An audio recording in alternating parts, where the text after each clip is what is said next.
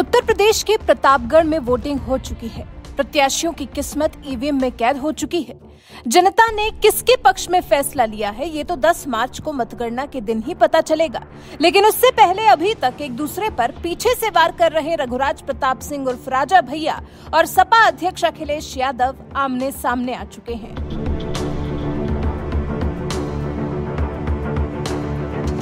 Twitter पर दोनों के बीच में जमकर तू-तू मैं चल रही है। इस बीच इस बार किसी भी बड़े दल का समर्थन हासिल न होने पर राजा भैया से जब मंत्री बनने को लेकर सवाल किया गया, उनसे पूछा गया कि क्या वो आने वाले समय में मंत्री बनेंगे, तो राजा भैया ने साफ कह दिया कि अब उन्हें मंत्री बनने की लालसा ही नहीं है। जी हाँ, अब जब उन्हें किसी भी बड़ी पार्टी का समर्थन हासिल नहीं है तो मंत्री बनने के खासा इच्छुक दिखाई नहीं दे रहे राजा भैया। और ये बात उन्होंने खुद ही कही है। राजा भैया ने कहा, मंत्री बनना कोई बड़ी बात नहीं है। मैं बहुत दिन मंत्री रह लिया हूँ। मुझे मंत्री पद की अब कोई लालसा नहीं है। अब लालसा है तो कुंडा के लोगों के आशीर्वाद की कि कैसे भी बस ये आशीर्वाद कभी कम न होने पाए।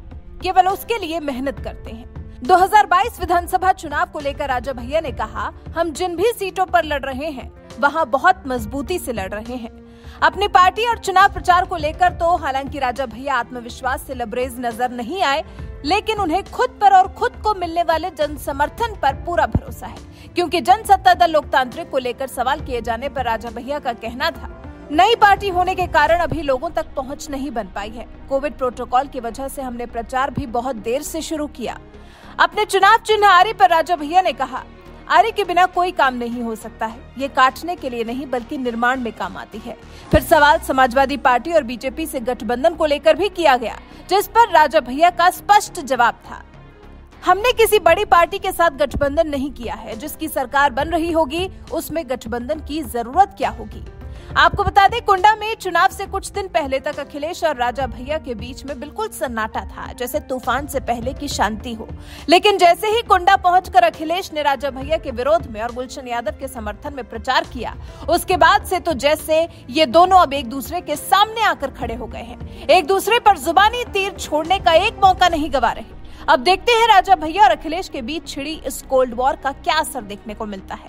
ये जंग आखिर कहां जाकर थमती है। वैसे आपको क्या लगता है, क्या राजा भैया को सच में मंत्री बनने की लालसा नहीं है, या फिर उनको पता है कि इस बार कोई भी बड़ी पार्टी उनको समर्थन नहीं देने वाली है तो मंत्री पद उन्हें मिलना ही नहीं है, इसलिए कह रहे हैं कि उन्हें इसकी अब लालसा नहीं है।